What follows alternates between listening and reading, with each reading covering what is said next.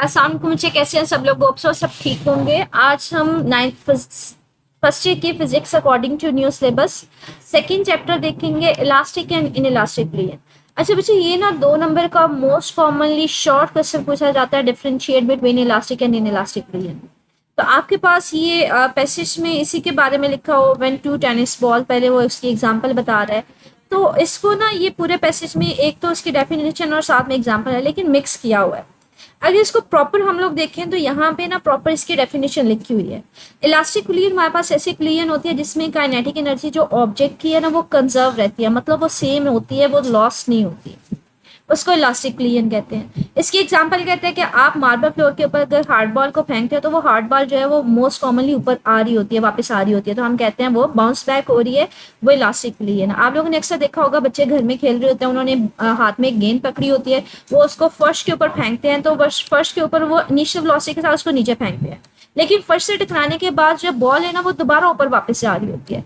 तो हम कहते हैं इस केस में हमारे पास काइनेटिक एनर्जी बेसिकली एनर्जी होती है जो मूवमेंट से रिलेटेड होती है, कि स्टार्टिंग में आपने उसको नीचे फेंका, वो फर्श से होकर दोबारा वापस ऊपर आई, तो उसकी जितनी एनर्जी पहले थी तकरीबन तकरीबन उतनी होती है। तो बच्चे अक्सर खेल रहे होते हैं घरों में, वो बॉल नीचे फेंकते हैं, फिर वो बाउंस बैक के ऊपर आती है, तो उसको कैप्चर कर रहे होते हैं। तो हम कहते हैं वो हमारे पास कुलियन क्या होगी इस केस में, जब वो जमीन के साथ जाकर टकराएगा, वो हमारे पास कुलियन क्या होगी, इलास्टिक कुलियन होगी।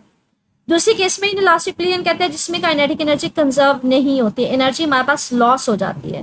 फॉर एग्जाम्पल आपके पास ये नीचे हमारे पास रेत है, सैंड के ऊपर आपने कोई गेंद है उसको फेंका है। अब इस केस में जब गेंद जाके नीचे रेत के ऊपर गिरेगी, सैंड के ऊपर गिरेगी, तो वहीं पे बैठ जाती है, वो ऊपर नहीं आती, तो वो बाउंस बैक होकर ऊपर वापस नहीं आती। तो हम कहते हैं उसकी एनर्जी काइनेटिक एनर्जी लॉस हो गई, पहले वो मूव कर रही थी लेकिन बाद में वो ऊपर नहीं जाती, एनर्जी उसकी लॉस हो जाती है, एनर्जी कंजर्व नहीं रहती। कंजर्व ना रहने का मतलब क्या है, सेम नहीं रहती। पहले वो मूव कर रहा था, बाद में वो सैंड पे जब टकराती है तो वो वापस नहीं जाती, वो वहीं पे रहती है बहुत।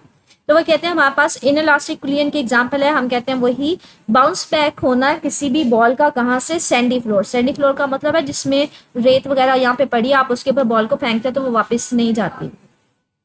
कुलियन ऑफ टू टेनिस बॉल की एग्जांपल्स भी वो उसी में इलास्टिक में ले रहा है, क्योंकि एक बॉल जो है वो दूसरी बॉल के साथ कोलाइड करती है। तो कुलियन भी जो होगी वो टेनिस बॉल्स की, वो भी हमारे पास इलास्टिक होगी, मतलब उसमें भी एनर्जी कंजर्व नहीं रहती। तो मोस्ट कॉमनली ये 2 नंबर का शॉर्ट क्वेश्चन आ जाता है, इलास्टिक कुलियन होती है जिसमें काइनेटिक एनर्जी कंजर्व रहती है, जिस तरह से वो पहले मूव कर रहा होता है वो बाद में मूव करता है। फॉर एग्जाम्पल आपको वही एग्जाम्पल ये कि अगर कोई बच्चा जो है वो जमीन के ऊपर बॉल फेंकता है तो वो वापस भी आती है, तो जितनी उसकी एनर्जी काइनेटिक एनर्जी पहले होती है उतनी बाद में होती है। काइनेटिक एनर्जी बच्चे मोशन से रिलेटेड एनर्जी होती है, पहले मूव कर रहा है तो बाद में भी करता है।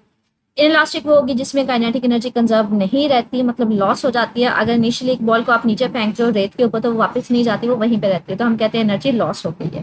तो ये मोस्ट कॉमनली आपके पास 2 नंबर का शॉर्ट क्वेश्चन आता है। ये देखें यहाँ पे ना उसको ब्लू में किया हुआ है, kinetic energy elastic in elastic कुलियन की डेफिनेशन है जिसमें काइनेटिक एनर्जी कंजर्व नहीं रहती, और यहाँ पे हमारे पास कंसीडर करा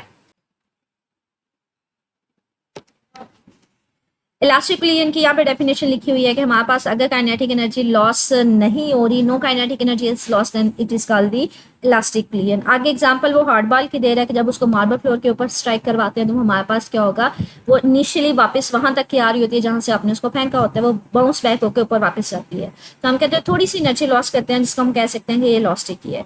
कि और हमारे पास अगर हम बात करें इन इलास्टिक कुलियन की, तो वो यहाँ पे एग्जाम्पल ऊपर दी हुई है कि अगर हम बात करें, अगर 2 टेनिस बॉल की क्लियंस की बात करेंगे तो वो रीबाउंस होके बहुत कम वेलोसिटी उनकी रह जाती है क्लियन के बाद, क्योंकि वो अपनी बहुत सारी काइनेटिक एनर्जी आपस में लॉस कर देती हैं जब वो क्लाइड करती हैं। लॉस किस फॉर्म में होगी, हीट एनर्जी होगी या फिर साउंड एनर्जी होगी। तो ये 2 नंबर का शॉर्ट क्वेश्चन है, लेकिन इसको मिक्स किया हुआ है।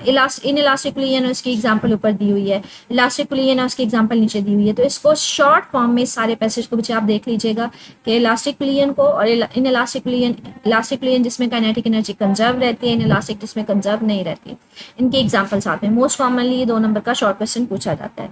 आगे मेन हमारे पास लॉन्ग क्वेश्चन स्टार्ट हो रहा है, इलास्टिक कुलियन इन 1D, 1 डायमेंशन में। इसको देखते हैं हमारे पास कि आपके पास 2 बॉल्स हैं, वो एक ही डायरेक्शन में जा रही हैं और वो कोलाइड करती हैं। 1 डायमेंशन का मतलब है अलोंग सिंगल डायरेक्शन वो दोनों जा रही हैं, सेम डायरेक्शन में जा रही हैं, वो कोलाइड करती हैं, और वो कह रहा है कि हमारे पास कुलियन जो है वो इलास्टिक है, मतलब कोई लॉस नहीं होना चाहिए। तो उससे रिलेटेड हमने एक क्वेश्चन ड्राइव करनी है। कि क्लियन से पहले भी हमारे पास वेलोसिटी सेम होनी चाहिए, क्लियन के बाद भी होनी चाहिए सेम, तो हम कहते हैं वो इलास्टिक क्लियन हो। तो हमारे पास इलास्टिक क्लियन के लिए वो सिचुएशन कंसीडर कर रहा है, कहते हैं कंसीडर करेंगे दो ऑब्जेक्ट्स हैं हमारे पास, दोनों स्मूथ, मतलब किसी किस्म की फ्रिक्शन वगैरह नहीं हो रही, नॉन रोटेटिंग, रोटेट भी नहीं करे, बस सीधे सीधे अलॉन्ग स्ट्रेट लाइन वो मूव कर रहे हैं। एक का मास m1 है, दूसरे का मास m2 है। क्लियन से पहले इसकी वेलोसिटी m1 को वाले की वेलोसिटी को v1 बोल देते हैं, m2 वाली की वेलोसिटी को आप v2 बोल देते हैं।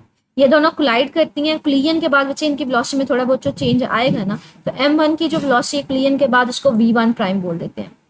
1 है तो वेलोसिटी भी v1, लेकिन थोड़ा सा डिफ्रेंशिएट करने के लिए पहले से तो इसको प्राइम का नाम दे देंगे v1 प्राइम, और m2 का हम नाम दे देंगे v2 प्राइम का। पहले भी अलोंग स्ट्रेट लाइन मूव कर रही थी, अब भी अलोंग स्ट्रेट लाइन दोनों मूव कर रही हैं। तो वो यहाँ पे इसी बात को अंग्रेजी में लिख रहा है कि टू हमारे पास स्मूथ नॉन रोटेटिंग बॉल्स हैं। स्मूथ का मतलब है कोई फ्रिक्शन वगैरह यहाँ पे हम नहीं ले रहे, और नॉन रोटेटिंग का मतलब है बॉल सीधी जा रही है, वो रोटेट करती हुई नहीं जा रही। उनकी वेलोसिटीज v1 v2 है। कोलिजन के बाद भी वो लॉन्गेस्ट स्ट्रेट लाइन ही मूव कर रही हैं, और इनकी वेलोसिटीज v1 और v2 प्राइम है। हमने ये सिचुएशन ली है कि हमारे पास क्लियन कौन सी होनी चाहिए, इलास्टिक क्लियन होनी चाहिए। तो उस केस में हमारे पास, अच्छा हमारे पास इलास्टिक क्लियन बच्चे ऐसी क्लियन होती है जिसमें काइनेटिक एनर्जी भी सेम रहती है, मोमेंटम भी सेम रहता है, मोमेंटम भी कंजर्व रहता है। तो ये याद रखिएगा, हमारे पास इलास्टिक क्लियन एक ऐसी क्लियन होती है जिसमें काइनेटिक एनर्जी भी सेम रहती है, मोमेंटम भी सेम रहता है बिफोर क्लियन और आफ्टर क्लियन। तो इससे प्रीवियस टॉपिक में ना हमने एक टॉपिक पढ़ा था मोमेंटम कंजर्वेशन का, before collision is equal to after collision. तो हमारे पास law of conservation of momentum हमने एक टॉपिक पढ़ा था, इसका एंड एक्सप्रेशन हमने देखा था कि momentum before collision is equal to the momentum after collision, के ऑब्जेक्ट्स का, दो ऑब्जेक्ट्स जो कोलाइड कर रहे थे उनका बिफोर मोमेंटम कुलियन, जो कुलियन से पहले मोमेंटम था वो इक्वल था आफ्टर कुलियन। तो हमने कहा कि हमारे पास इलास्टिक कुलियन ऐसी कुलियन होती है जिसमें मोमेंटम भी कंजर्व रहता है, काइनेटिक एनर्जी भी कंजर्व रहती है। तो दोनों क्वेश्चंस को अप्लाई करेंगे। पहले हम लोग कौन सा अप्लाई करेंगे, मोमेंटम कंजर्वेशन, कि before momentum is equal to the after momentum. बच्चे मोमेंटम का फार्मूला क्या होता है, मोमेंटम का फार्मूला होता है P is equal to mv। ठीक है, तो आपने अगर बिफोर मोमेंटम लेना है तो हमारे पास दो ऑब्जेक्ट्स हैं, दो मैसेज हैं, एक m1 है और एक m2 है।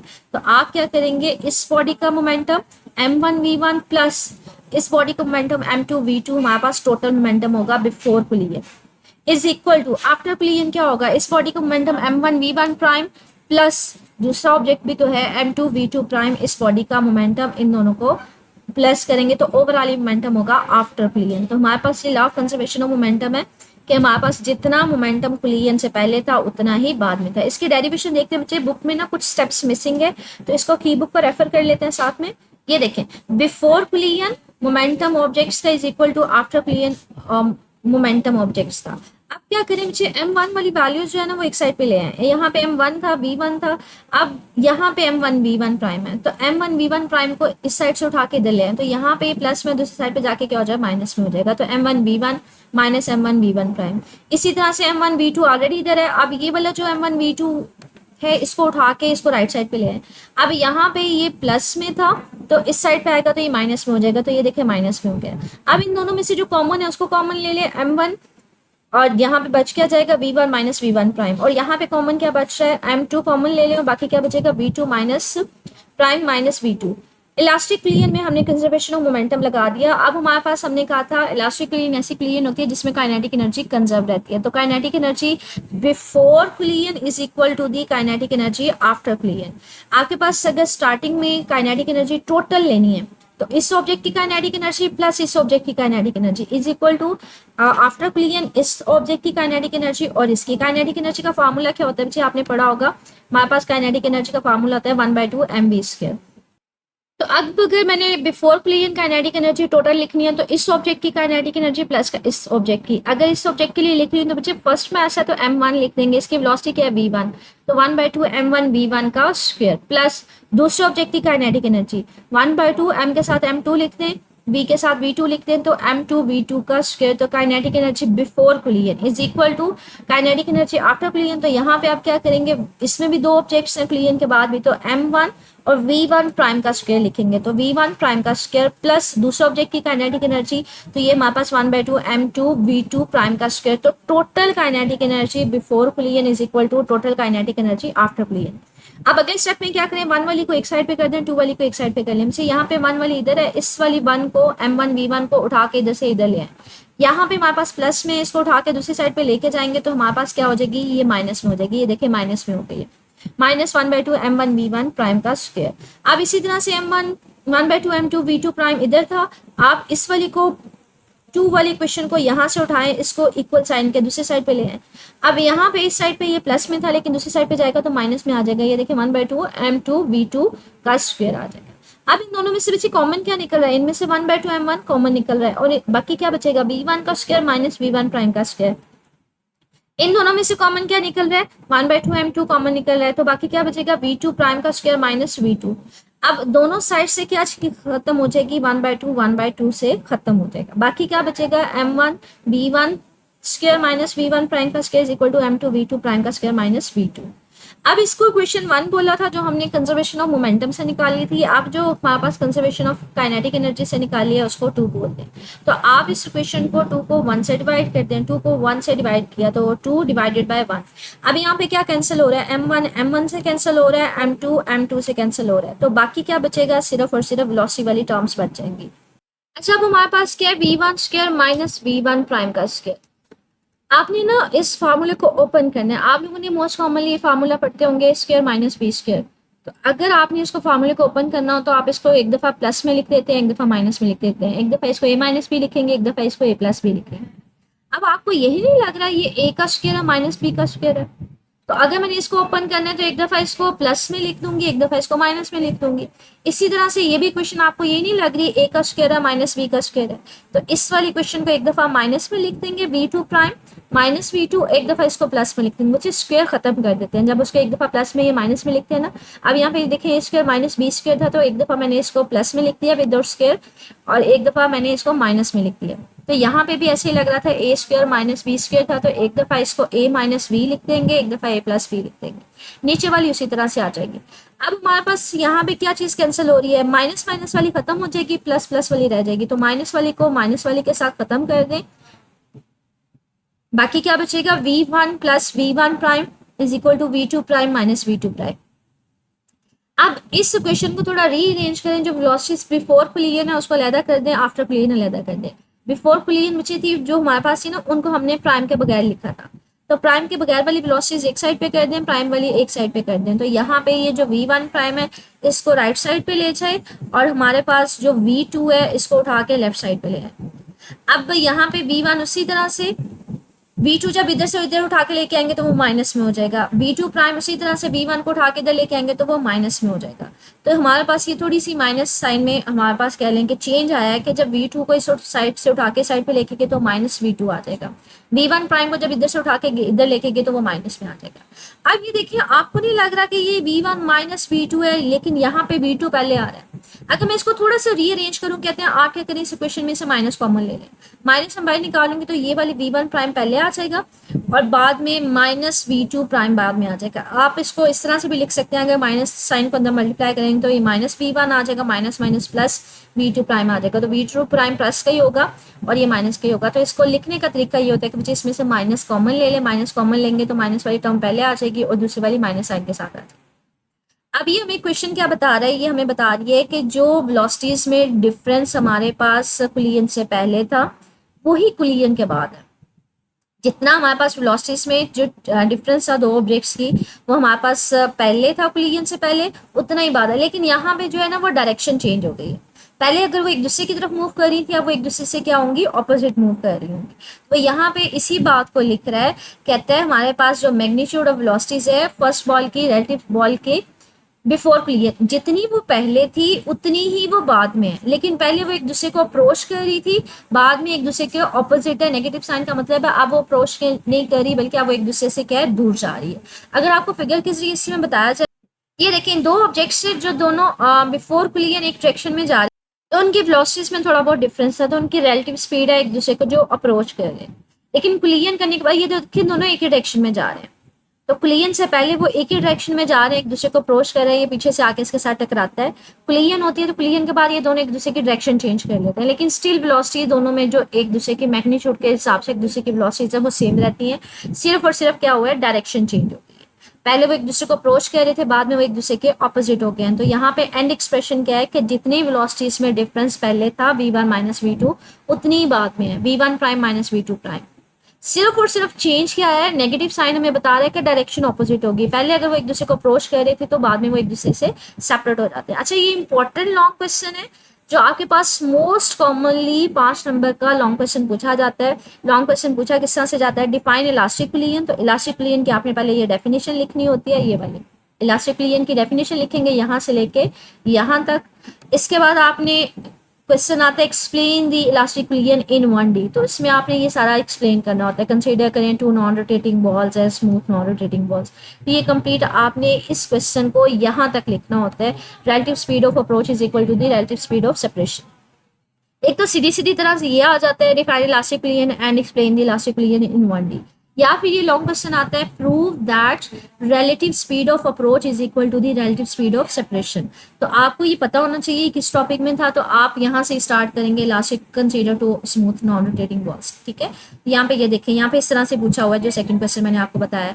प्रूव दैट करें इन 1D जो स्पीड ऑफ अप्रोच है is equal to the relative speed of separation. तो ये दोनों एक दूसरे के इक्वल हैं। तो ये लॉन्ग क्वेश्चन आपके पास एंड हो गया है। ठीक है, अच्छा, अब हमारे पास ना relative speed of approach is equal to the relative speed of separation, ये हमने लास्ट इक्वेशन ड्राइव कर ली है।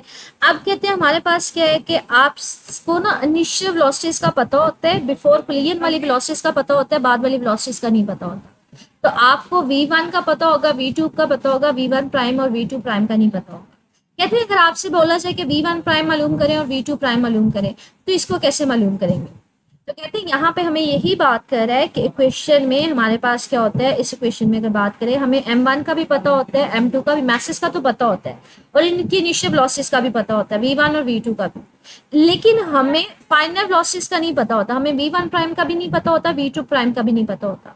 तो अगर इनको मालूम करना हो, इनको ड्राइव करना हो तो कैसे करेंगे, उनकी डेरिवेशन देखते हैं। यहाँ पे आपके पास बच्चे बुक में ना डायरेक्ट इनको डिराइव करके आंसर दिया हुआ है, लेकिन हमारे पास क्या होता है, आपको ये ड्राइव करनी है, वो डेरिवेशन देखते हैं। ठीक है, इसकी डेरिवेशन हम लोग इसको देखेंगे कैसे ड्राइव किया हुआ है। तो ये देखेंगे हमारे पास ना यहाँ पे डेरिवेशन कि आपने वेलोसिटीज निकालनी है आफ्टर पिलियन, मतलब v1 प्राइम की वैल्यू निकालनी है और v2 प्राइम की वैल्यू निकालनी है। एक्सप्रेशन, अच्छा, हमने प्रीवियस टॉपिक कहाँ तक एंड किया था, elastic speed of approach is equal to the relative speed of separation.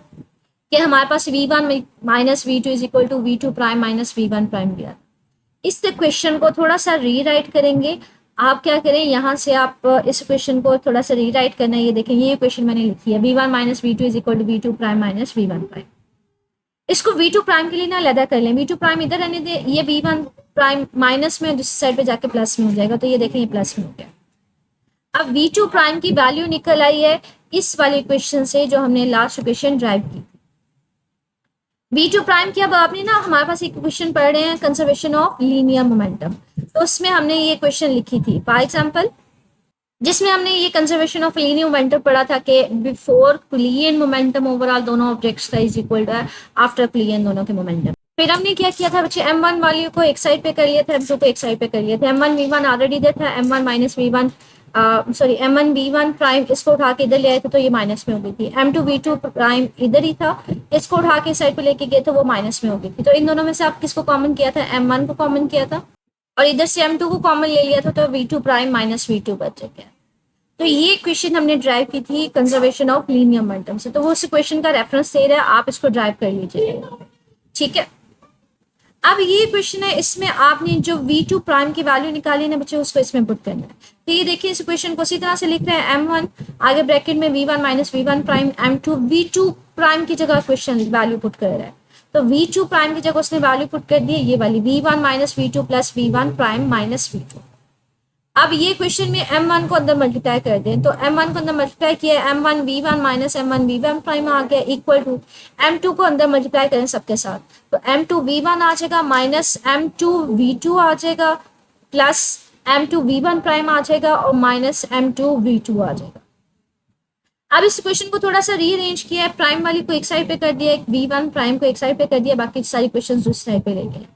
अब हमारे पास क्या है, यहाँ पे v1 प्राइम ऑलरेडी यहाँ पे है, ये और ये प्लस में है तो इसको इधर ही रहने दें। यहाँ पे v1 प्राइम माइनस में, इसको उठा के साइड पे ले आए, तो ये प्लस में थी, ये भी साइड पे आके प्लस में हो जाएगी, तो ये देखें इन दोनों प्लस में हो गई, m1 v1 prime plus m2 v2 prime. तो इस इक्वेशन को बेसिकली उठा के किस साइड पे लेके गए हैं, इस साइड पे लेके गए हैं। तो इस साइड पे माइनस में थी, इस साइड पे जाके प्लस में होगी, तो दोनों v1 प्राइम वाली प्लस में हो जाएगी। अब अगर हम देखें तो अब यहाँ पे हमारे पास m प्राइम के बगैर वाली जितनी क्वेश्चन है ना उनको साथ उठा के राइट साइड पे ले आए। अब ये देखिए m2 v1 था, इसको राइट साइड पे लेफ्ट साइड पे लेके जाएंगे तो ये प्लस में, दूसरी साइड पे जाके माइनस में हो जाएगी, ये देखिए माइनस में हो गई है। अब ये वाली इक्वेशन माइनस में थी, इसको उठा के दूसरी साइड पे लेके गए तो ये भी किस में हो जाएगी, ये भी हमारे पास ये माइनस में थी, इस साइड पे जाके प्लस में हो जाएगी, ये देखें प्लस में होगी m2 v2। ये माइनस में थी, ये भी दूसरी साइड पे जाके किस में हो जाएगी, प्लस में हो जाएगी। तो इन शॉर्ट इस स्टेप से अगले स्टेप में आपने किया क्या है, प्राइम वैल्यू को एक साइड पे कर लिया, बाकी दो साइड को एक साइड पे कर लिया। तो इसको ये ऑलरेडी इधर थी, इसको उठा के इधर लेके आए तो ये प्लस में हो गई, बाकी सारी क्वेश्चंस को उठा के वैल्यूज को उठा के दूसरी साइड पे लेके आए। अब इन दोनों में से कॉमन क्या निकल रहा है, इन दोनों में से कॉमन v1 प्राइम निकल रहा है इक्वल टू, अब ये दोनों v1 वाली है बच्चे, इन दोनों में से कॉमन क्या निकल आएगा, v1 कॉमन निकल आएगा, बाकी क्या बचेगा m1 माइनस m2।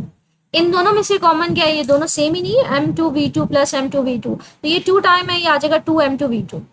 आपने आफ्टर क्लियर वेलोसिटी निकालनी थी, मतलब v1 प्राइम निकालना था, v1 प्राइम को इधर रहने दे, ये इधर मल्टीप्लाई हो रहा है, दूसरी साइड पे जाकर दोनों के नीचे डिवाइड हो जाएगा। तो ये v1 प्राइम की वैल्यू निकल आई आफ्टर क्लियर, एक वेलोसिटी तो निकल आई एक ऑब्जेक्ट की।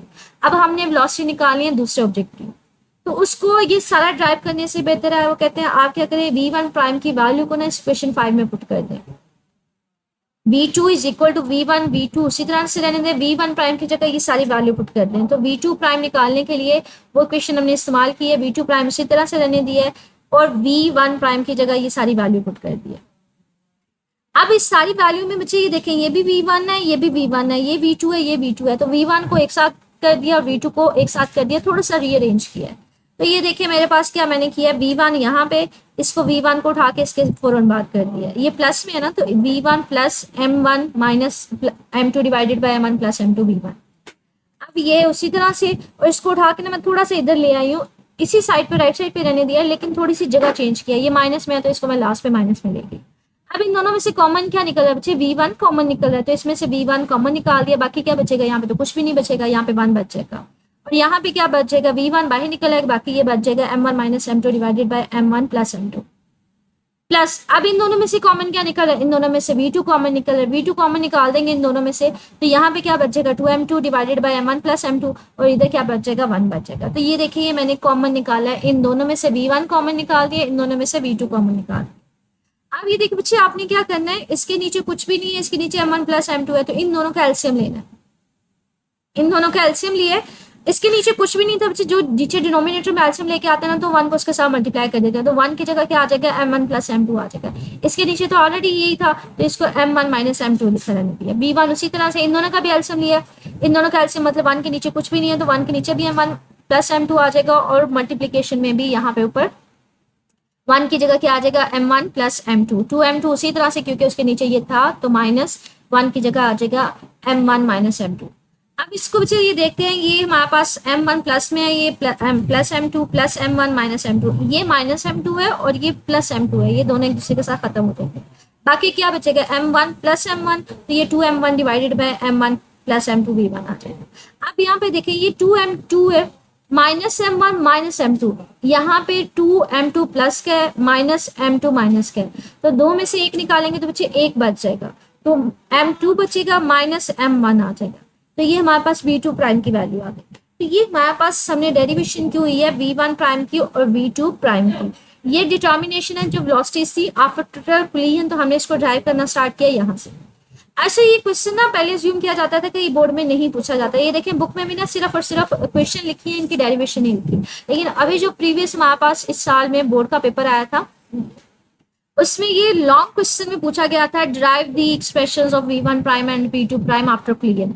तो आपके पास यहाँ से लेके यहाँ तक ये कंप्लीट लॉन्ग क्वेश्चन था जिसमें आपने डेरिवेशन करनी।